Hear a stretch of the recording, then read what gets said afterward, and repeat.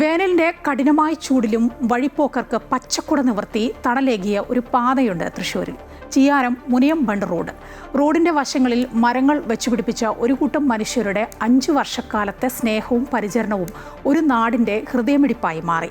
Chiyaram മുനിയം bund road ഇപ്പോൾ ഒരു ഹരിത സ്വർഗമാണ്.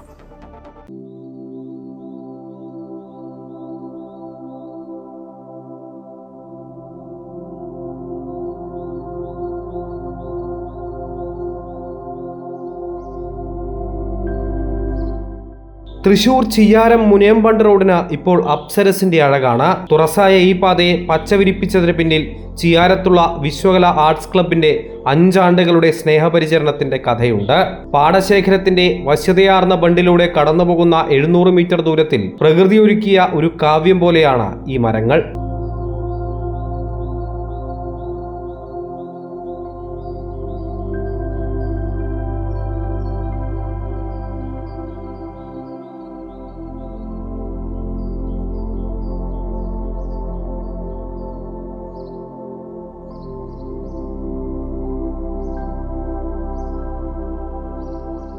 വളരെയധികം ആൾക്കാർ നടക്കാനും വരാറുണ്ട്. അപ്പോൾ നല്ലൊരു ഓക്സിജൻ കൊടുക്കുക, ചെറിയ മരങ്ങൾ വയ്ക്കുക എന്നുള്ളത് ഒരു ക്ലബിൻ്റെ ഒരു ഞങ്ങൾ തീരുമാനത്തിന് മുകളിലാണ്. പിന്നെ ഇതിൻ്റെ റോഡിൻ്റെ തന്നെ ശരിക്കും പറഞ്ഞാൽ ഈ റോഡിന് ആവശ്യമായ സ്ഥലം ഒരു 1990 കംപ്ലീറ്റ് പൊന്നുവിലയ്ക്ക് മേടിച്ചിട്ട് അന്നത്തെ പഞ്ചായത്തിനെ ഏൽപ്പിച്ചാണ്.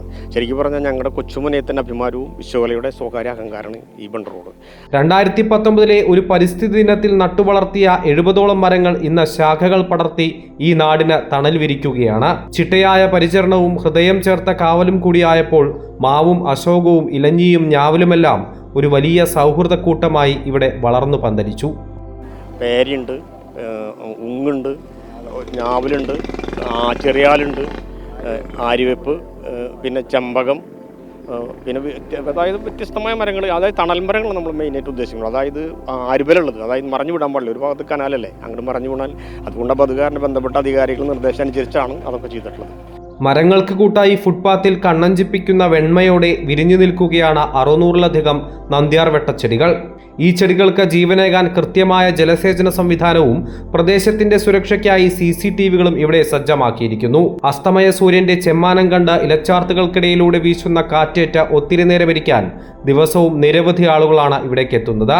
മനുഷ്യനും പ്രകൃതിയും തമ്മിലുള്ള ഇണക്കത്തിന്റെ ഈ പച്ചപ്പാലം തൃശ്ശൂരിന്റെ കാഴ്ചകളിൽ ഇനി എന്നും ഒരു കുളിർമയുള്ള ഓർമ്മയാണ്. അമൃത ന്യൂസ്, തൃശ്ശൂർ.